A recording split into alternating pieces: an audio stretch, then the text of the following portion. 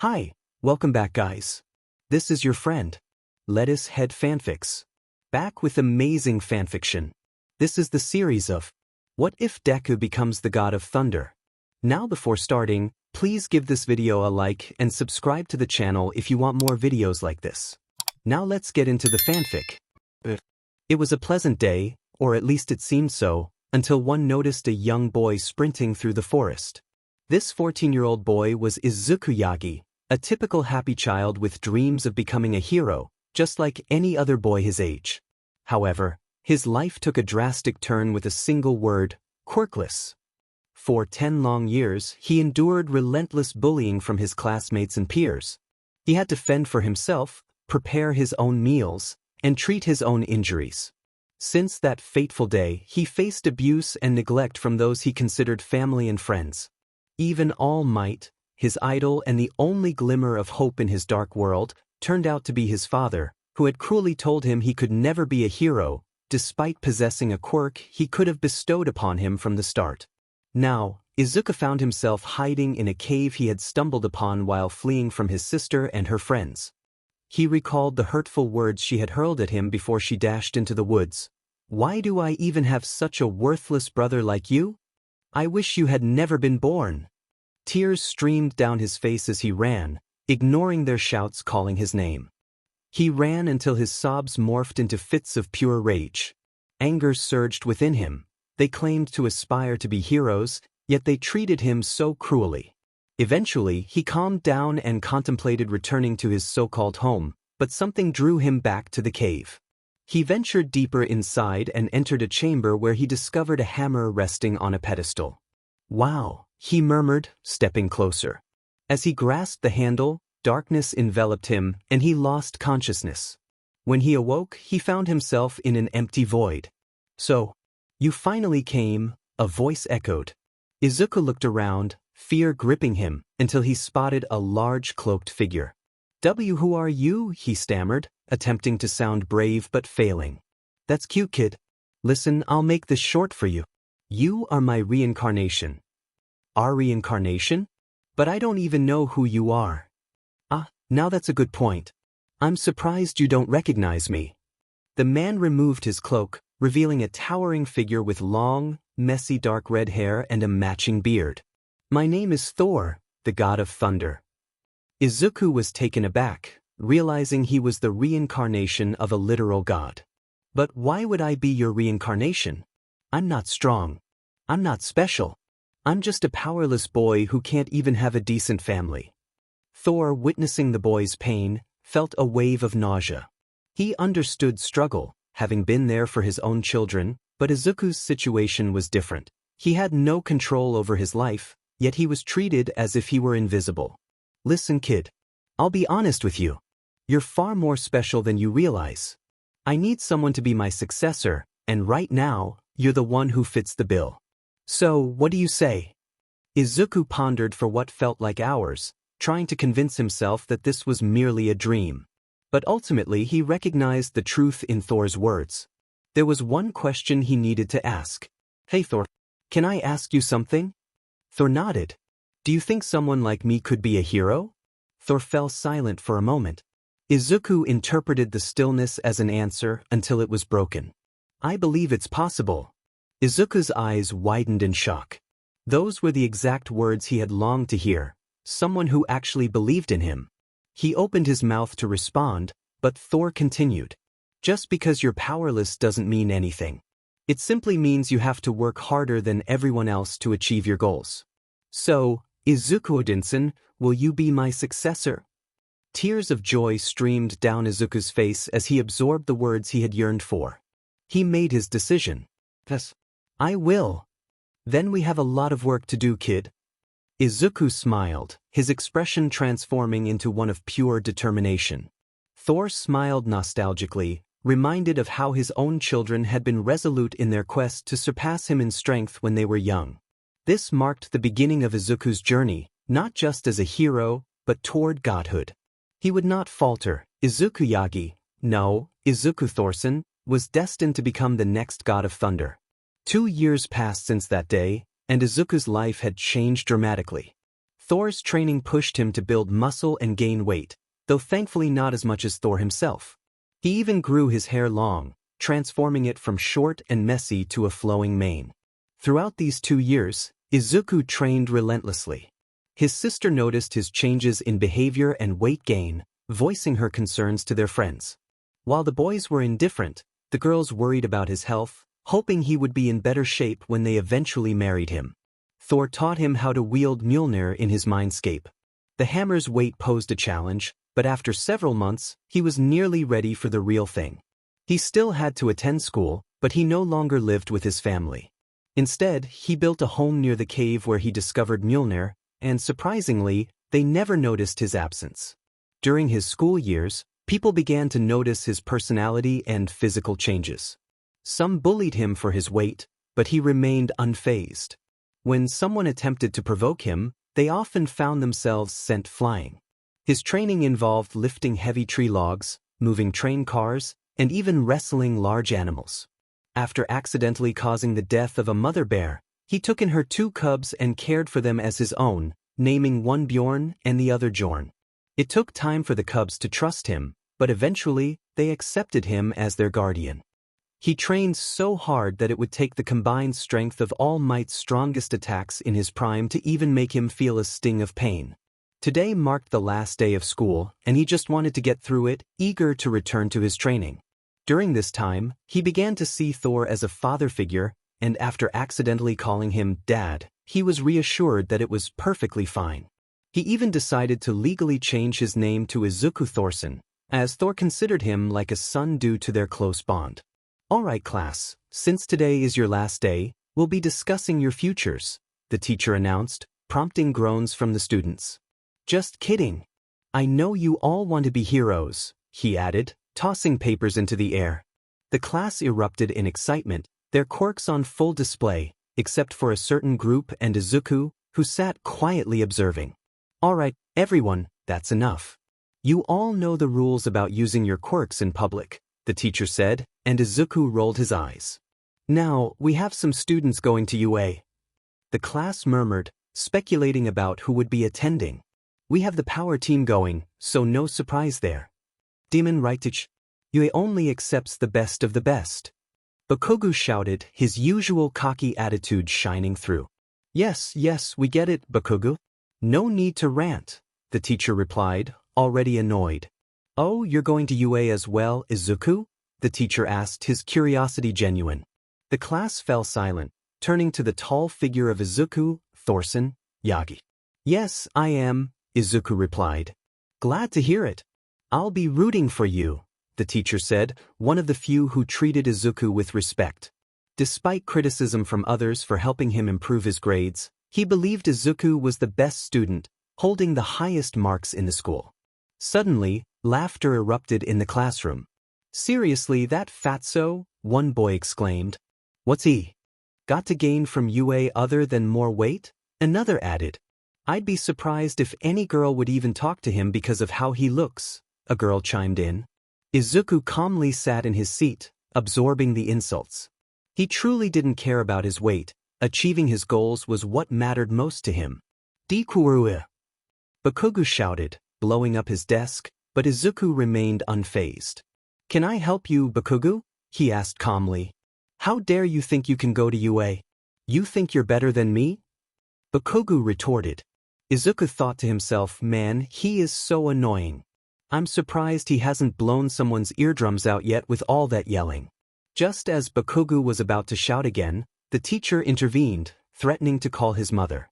Bakugu growled, insisting this wasn't over.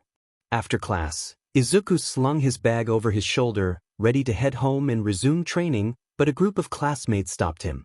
"Can I help you?" he asked. "Izuku, what happened to you?" Izumi inquired. "Can you be specific?" "I have somewhere to be soon," Izuku replied. "Why did you get fatter?" Shoka asked bluntly. Izuku raised an eyebrow. "Is there a problem with that?" Yes, there is.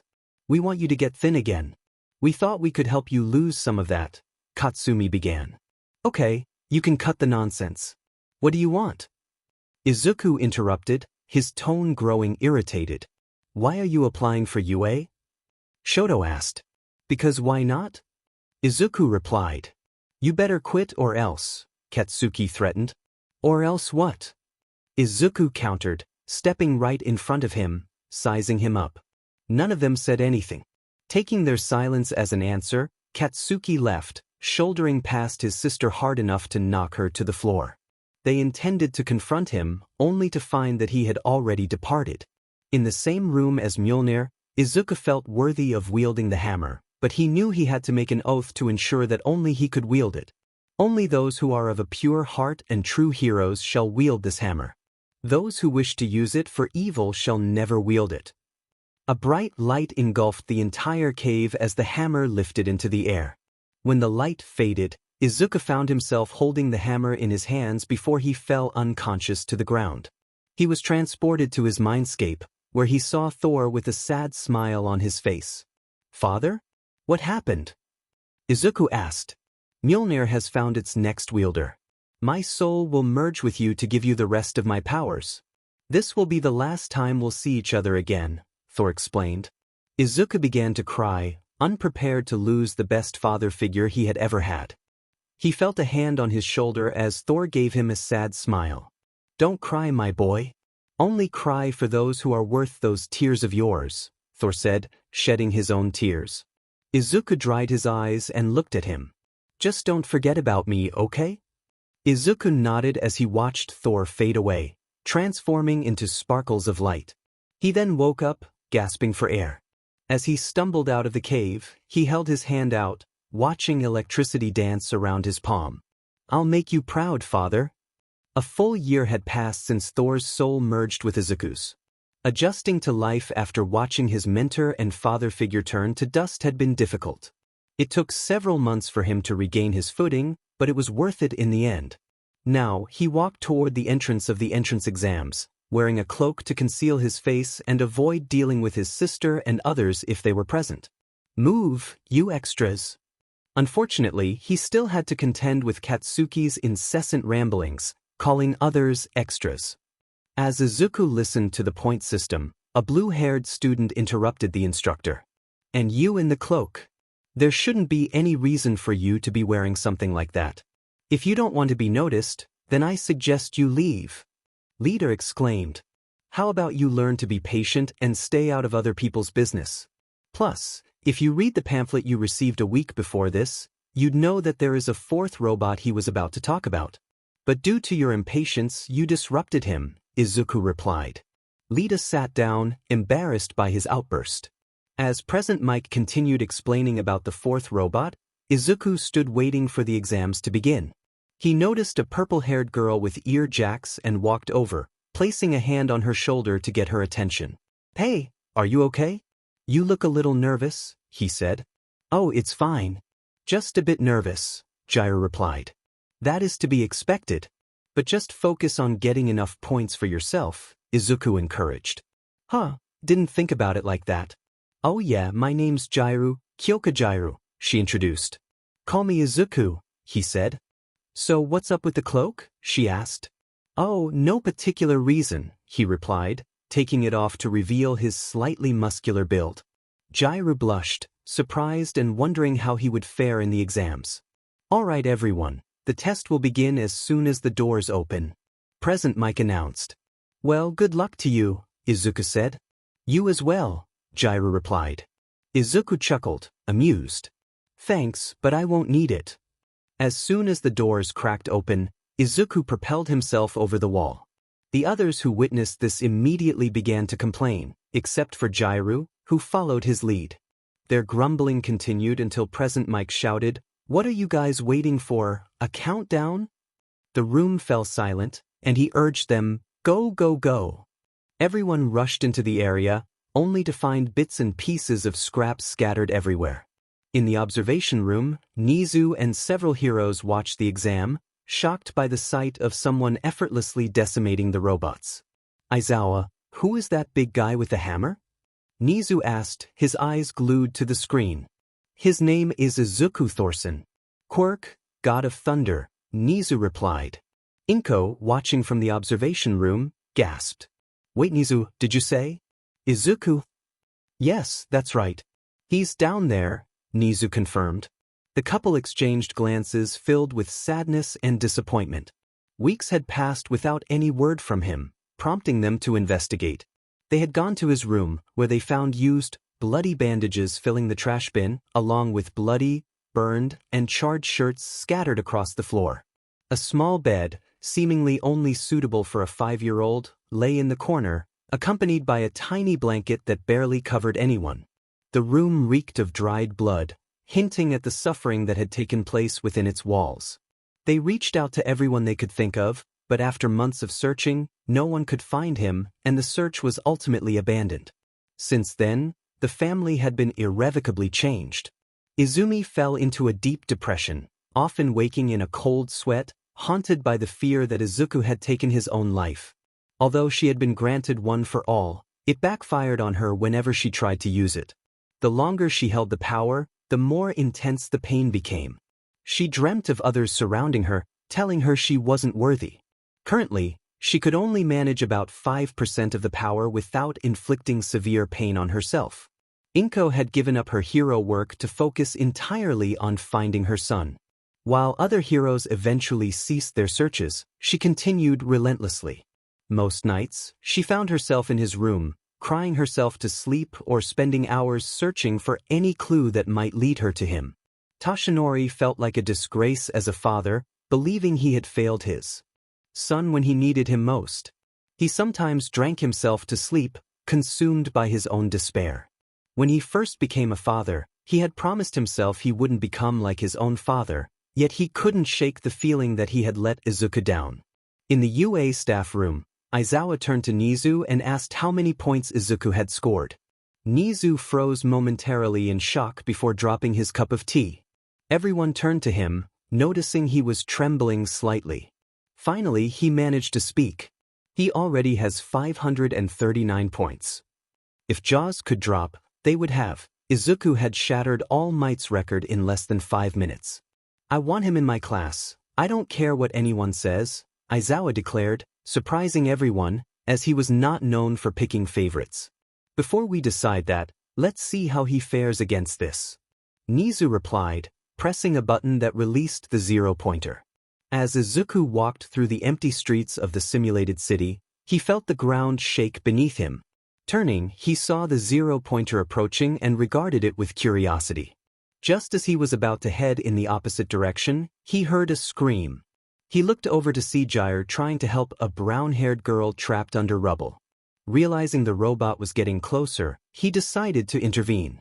In the observation room, panic erupted over the 0-pointer malfunctioning until they saw Izuku running toward it. He positioned himself in front of Gyru and the girl, who watched with concern. Izuku threw his hammer at the robot's head, causing a massive chunk to break off and sending it crashing to the ground. He called Mjolnir back to his hand, astonishing everyone watching. With ease, he lifted the rubble off the girl and helped her to Recovery Girl.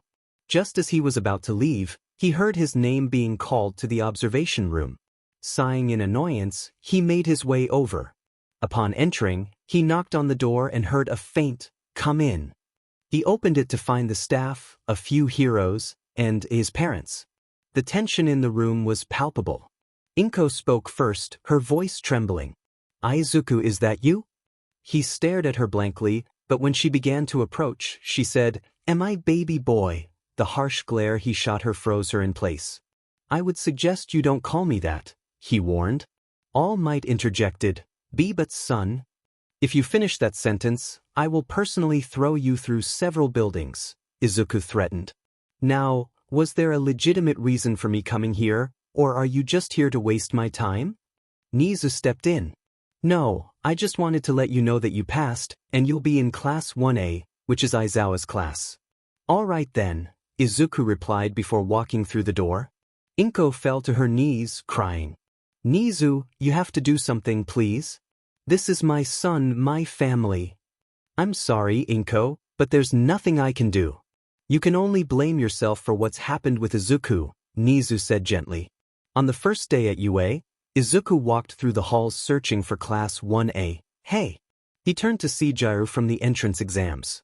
"Oh hey, glad to see you're here, Gyru," he exclaimed.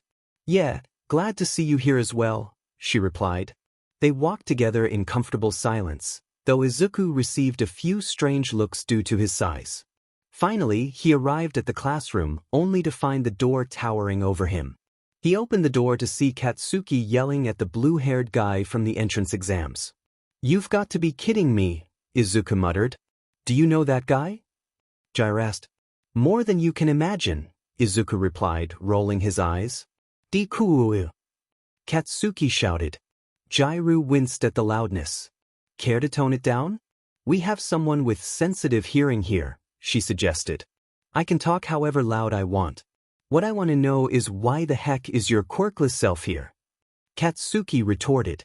Everyone looked confused at his comment about being quirkless. "Because the last thing I expected was to see someone like you here," Izuku shot back. "What did you just call me?" Katsuki demanded, his anger rising. "I just called you what female dogs are called. Though sadly, I think your sister holds that title better than you," Izuku replied, smirking. Katsuki glared at him, furious not just for the insult but for bringing his sister into it. Katsumi wiped away tears at the comment, and only Izumi, Shoka, and Shoto seemed to notice. Just as Katsuki was about to retaliate, a voice interrupted. "I would suggest you stop, or you'll be expelled." The class turned to Aizawa, who appeared to have already reached his limit for the day. He addressed them with a stern tone, instructing, "Listen, grab a suit that fits you and meet me at the training grounds. And if I hear anyone mention orientation, I will expel you faster than you can say, plus ultra."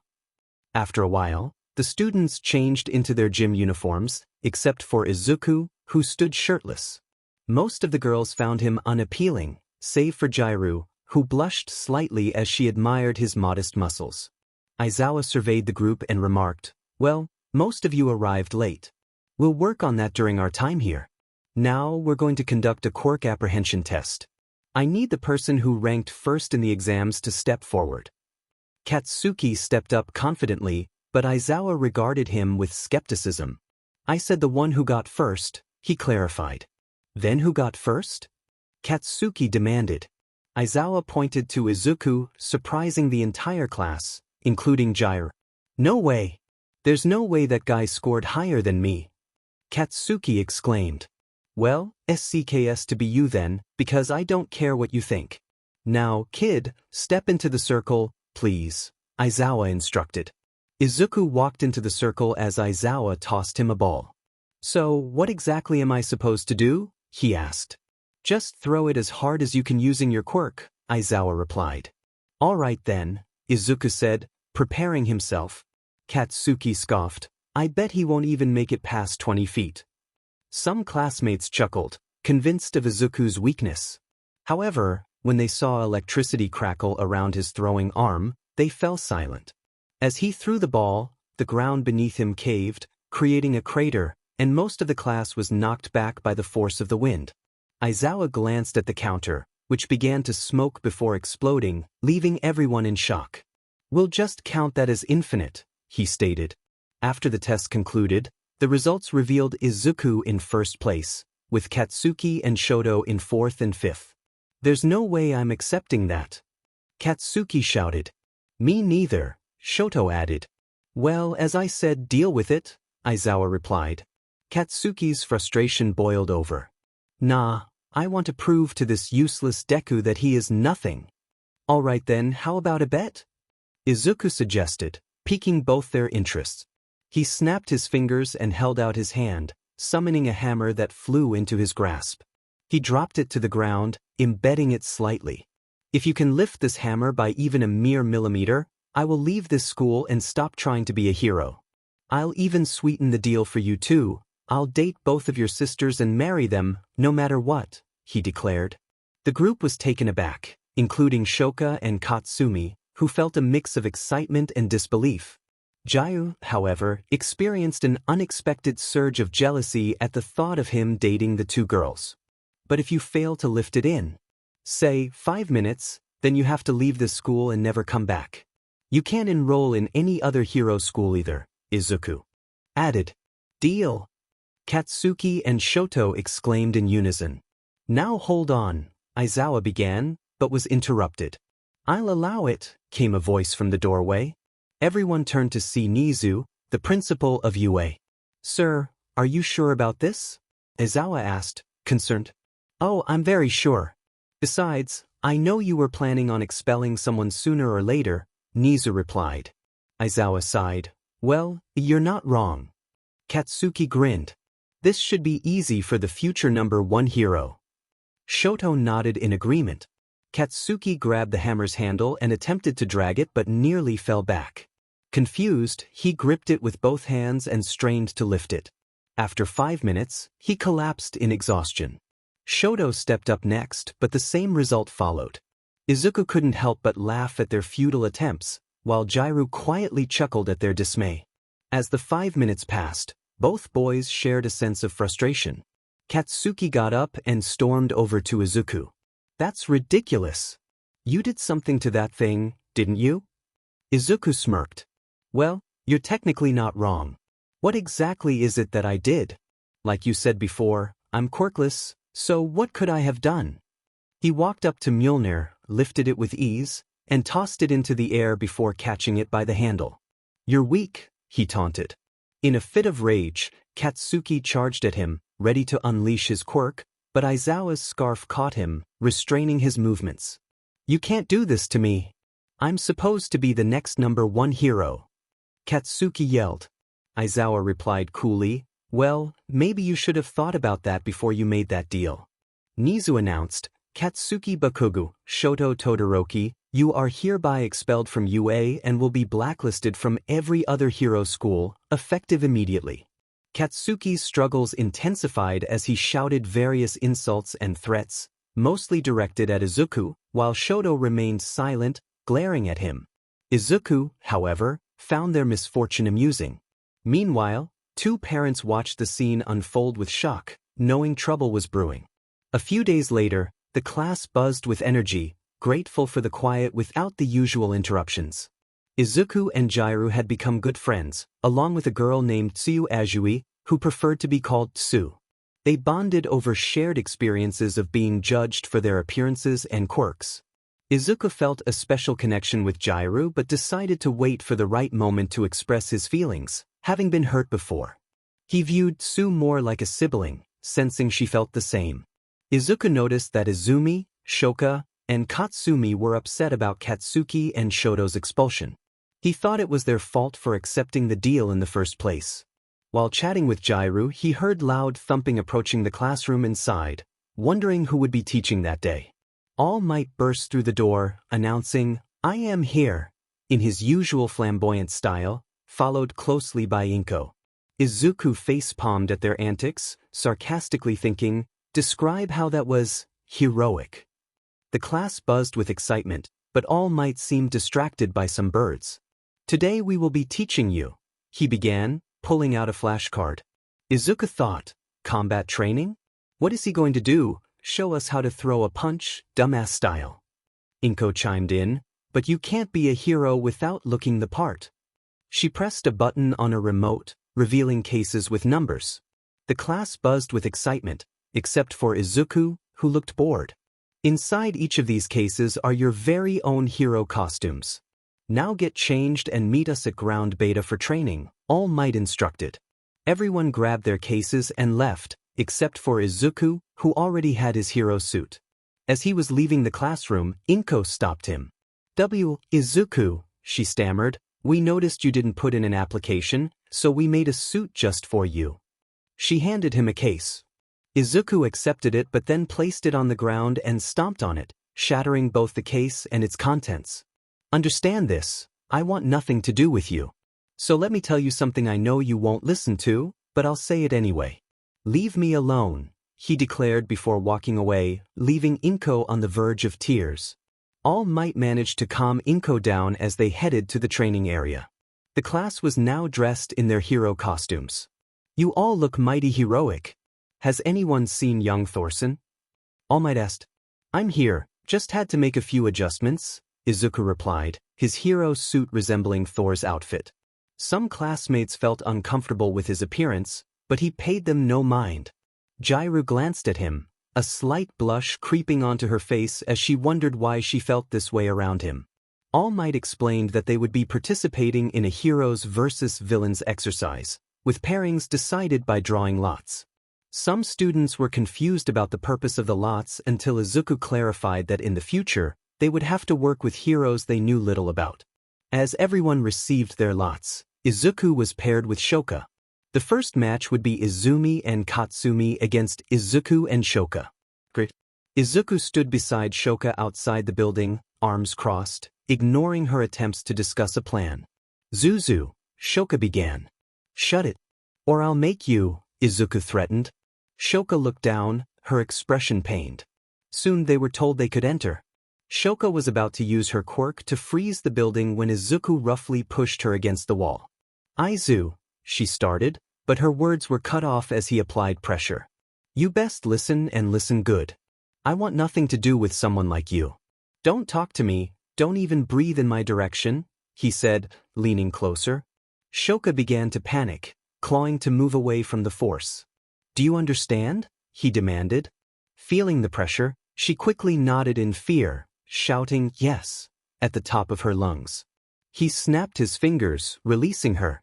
She fell to the ground, breathing heavily as he walked in without her. Tears streamed down her face, terrified by how close she had come to a brutal fate. Those in the observation room who witnessed the exchange were worried about Shoka's emotional state. Many in the class already disliked Izuku for nearly harming her. All Might and Inko were shocked, having hoped the two would get along. Now, they were concerned for Shoka, especially since it was from someone she had feelings for.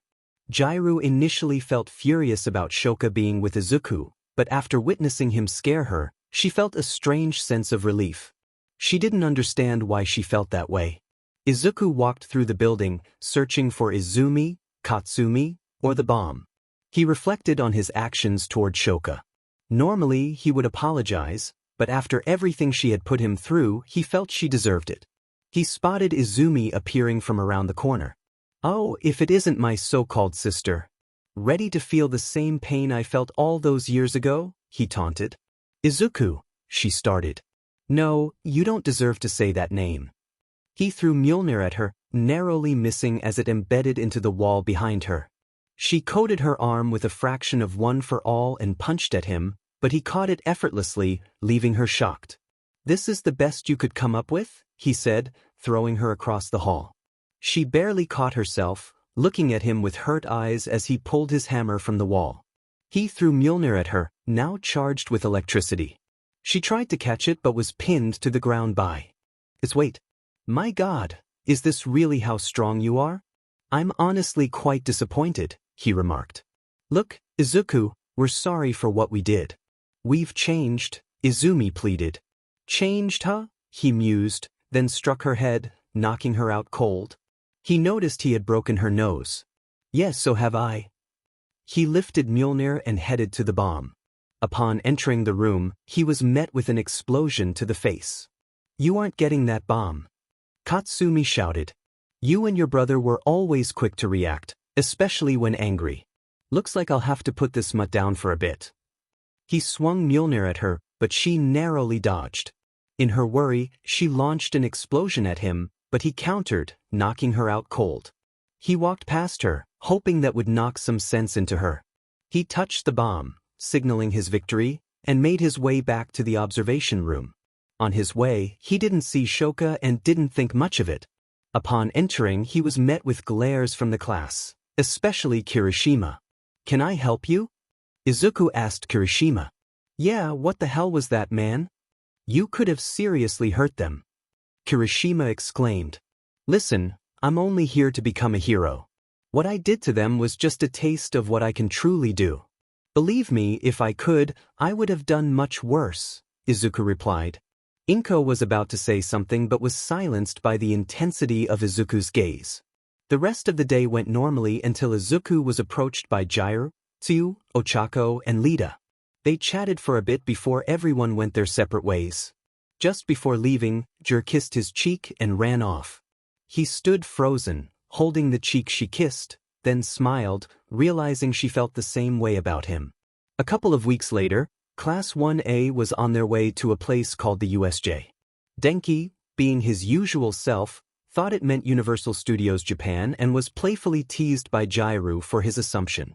Over the past few weeks, Izuku had been appointed class rep by Aizawa.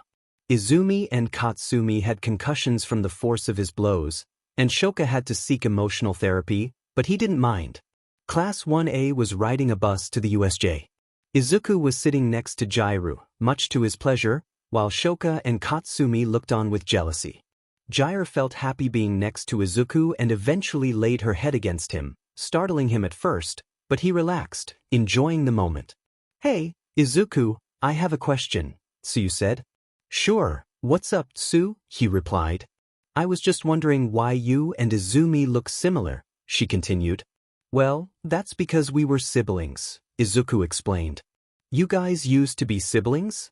Denki asked, surprised. "I disowned myself from my family," Izuku stated. "If you don't mind me asking, why is that?" Mina inquired. "A story for another time," he replied. "Take your time, man." "No need to rush," Siro added. "Thanks," Izuku said, grateful for their understanding.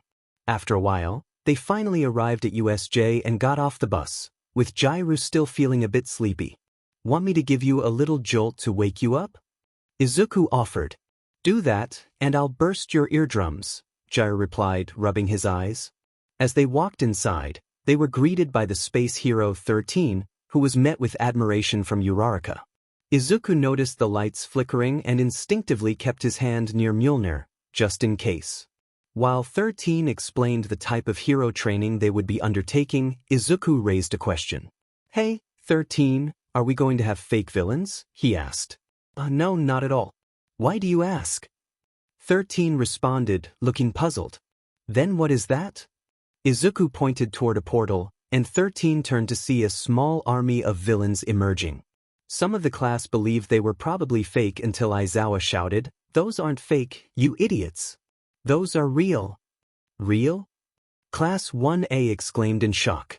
Aizawa instructed them to stay put as he moved to confront the villains. Just as the class was about to be skirted to the exit, they were blocked by a wall of smoke. "Sorry, but you're not going any," the mist villain began, but he screamed in pain as a bolt of lightning struck the metal brace he wore.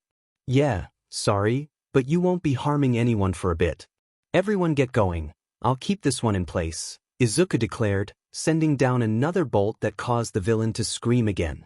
While Izuku distracted him, the rest of the class managed to escape the building. As a few students made their way out and Lita headed toward UA for backup, they heard a scream that broke Izuku's concentration.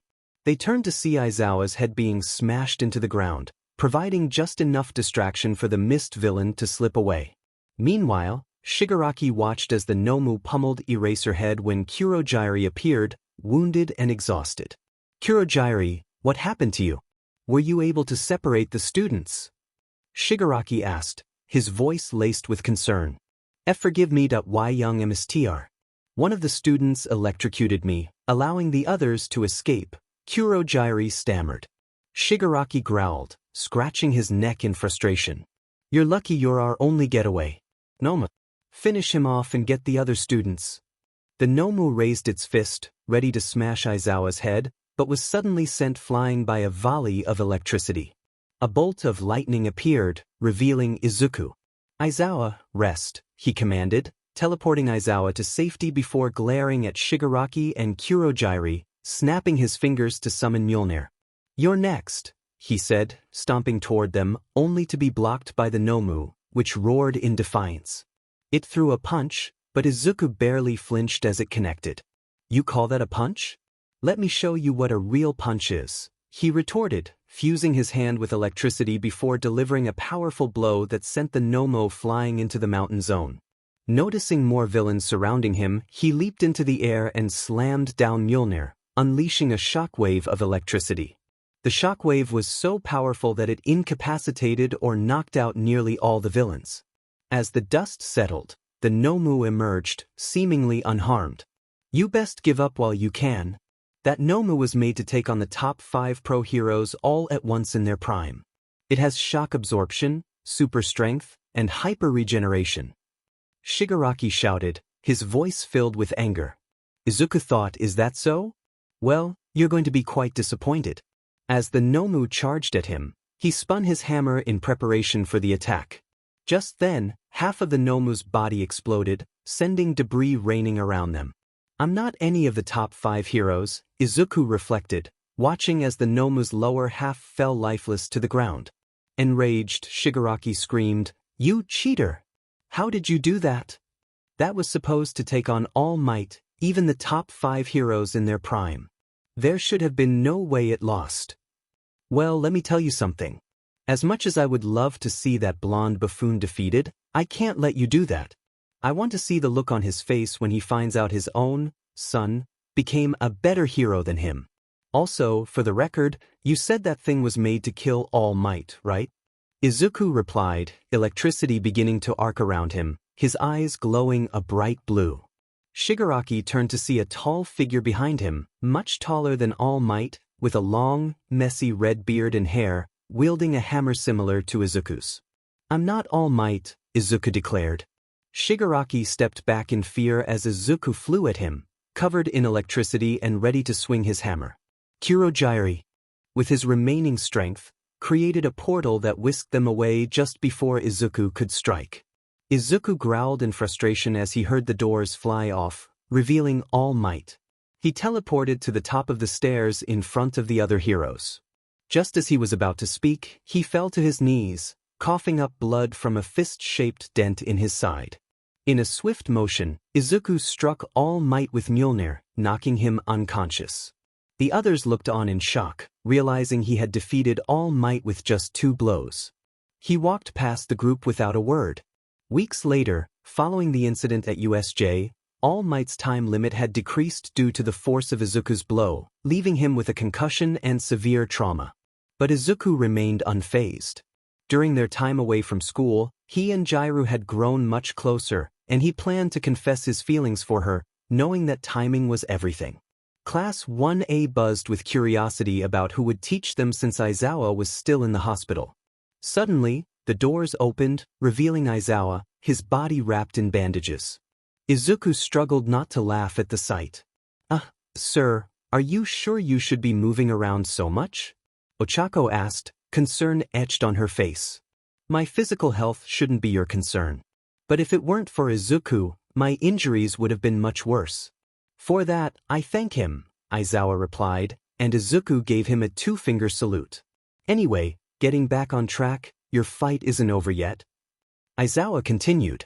The class, minus Izuku, began to panic, fearing more villains. But Aizawa quickly clarified, you need to prepare for the UA Sports Festival. Confusion spread through the class. Sir? Are you sure it's a good idea to hold the festival after what just happened? Momo asked. Aizawa acknowledged their concern. I understand. But it was Nizu's idea to show the public that UA isn't afraid of a villain attack. You all will have at least 2 weeks to train for the festival, and you'll be seen by many heroes throughout the country. So for now, do whatever you want. Just don't wake me up. He somehow managed to get into his sleeping bag despite the bandages. The class chatted until the bell rang for lunch. Izuku opened the door to find the entrance surrounded by other students. Why are there so many students outside the door? Siro asked, bewildered. Katsumi rolled his eyes and replied, what else, dumbass? They're scoping out the competition. Izuku thought to himself, if that's the case, they shouldn't be too much of an issue for me. Nearby, some students from Class 1B were loudly discussing Class 1A, with one blonde student boasting about their superiority.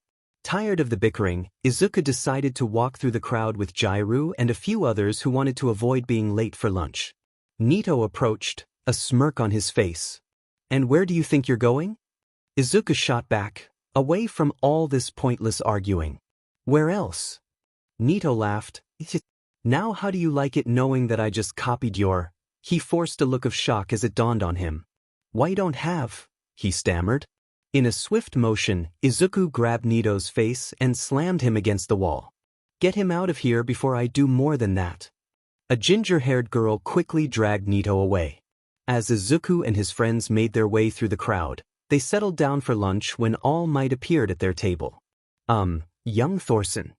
All Might began. Izuku, irritation creeping into his tone, asked, "What do you want, All Might? I was wondering if you could come with me somewhere, just for a minute?" All Might replied, "And what makes you think I'll just go with you?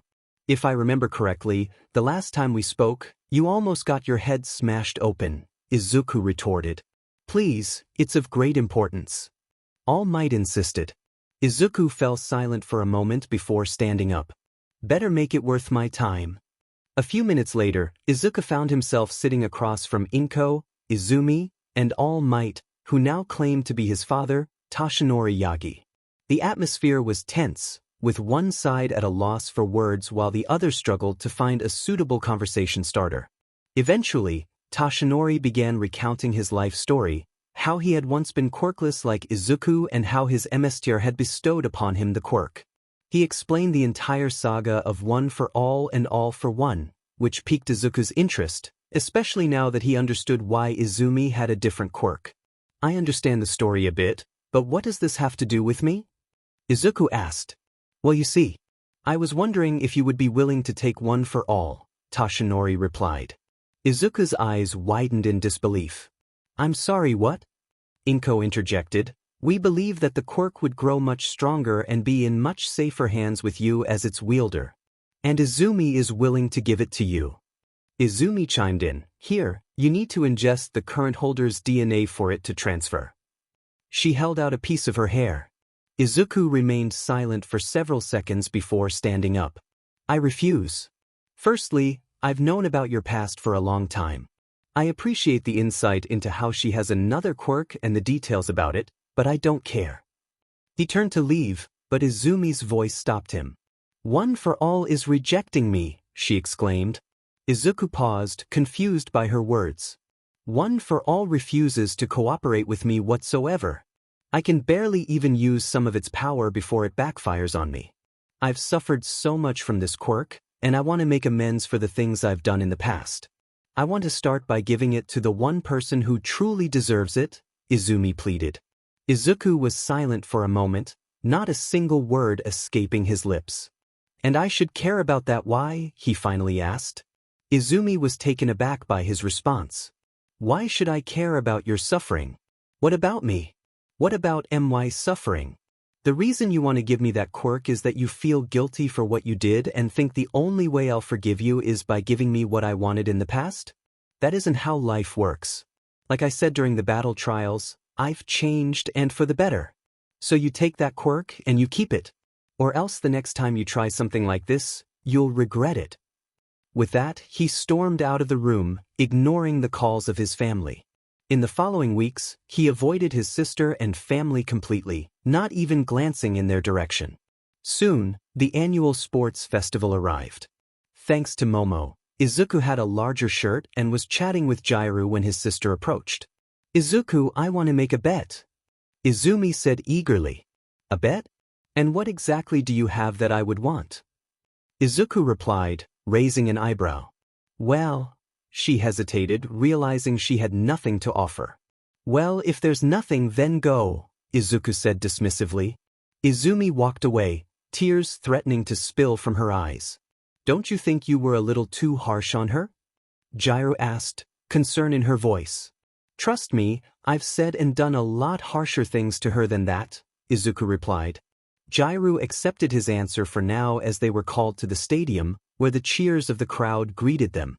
Midnight stepped up to the stand and announced, "Welcome, ladies and gentlemen, to the annual UA Sports Festival." The audience erupted in cheers. For this year's annual speech, the representative for UA is Class 1A's very own Izuku Thorson. Izuku was taken aback, having not expected this. Nevertheless, he walked up to the stands and took the microphone from Midnight. "I'll keep this brief," he began. "I don't really care about this event. I don't care about winning this whole thing to begin with." The audience was puzzled by his statement, expecting him to declare his determination to win. "But what I do care about is the hard work that others are going to put into this event to show what they've got. I don't care who you are or what kind of quirk you have. If it's good enough to catch the attention of any pro heroes, then that's amazing by itself. So I want each and every one of you to give it your all during this festival. And if I see anyone not giving their all during any part of this event, then I will personally ensure you feel the consequences. The audience fell into stunned silence for a moment before applause erupted. One by one, 10 to 100 people began clapping and cheering, and soon the entire stadium was filled with excitement. Present Mike exclaimed, "What a speech! I don't think I've heard anything like that in years." As Izuku walked down, he was met with looks of appreciation from his fellow students. Midnight announced, "All right everyone, better be ready for the first event." Which is? She spun a wheel that landed on. Obstacle race. The crowd cheered as Present Mike explained the rules. Afterward, everyone took their starting positions. Izuku noticed Shoka preparing to use her ice. "Izuku," he said to Jiru, "after the race, I want to tell you something." Jiru nodded, "Oh, okay." Izuku added, "You might want to hold on to me as soon as the race starts." "Why?" Jiru asked, puzzled. "Just trust me," Izuku replied with a reassuring smile. Midnight began the countdown. "And the race will begin in 3. Everyone readied themselves. 2. Shoka was preparing her ice. 1. Jiru grasped Izuku's arm as he instructed her to close her eyes. "Go!" As the race commenced, everyone surged forward. Shoka unleashed her ice, catching the others off guard and gaining an early advantage, while Katsumi and Izumi utilized their quirks to break free from the pack. Present Mick's voice boomed over the speakers, and the winner of the race is Izuku Thorson, with Kyoka Jiru coming in second. He set a new record of 0.6 seconds. Gasps of astonishment filled the air as everyone processed his incredible speed. They turned to see Izuku helping a dizzy Jiru to her feet, chuckling lightly. Jiru decided to sit down on the ground, while Izuku stood beside her, watching the other competitors race away. His thoughts drifted back to a memory from before the festival began. Flashback. Izuku walked into Nizu's office, saying, "You wanted to see me, sir?" "Ah yes," Nizu replied. "I wanted to talk to you about the festival." "So you don't want me to join?" Izuku asked, a hint of concern in his voice. "Not exactly," Nizu clarified. "Clearly, you'd beat everyone easily. You're just too strong for anyone to handle." Izuku furrowed his brow. "So what exactly do you want me to do?" "What I want you to do is..." Flashbackins. Izuku reflected, "Well, I can say that this festival will definitely be one to remember. And I think you want it that way, Nizu." A confident smirk spread across his face.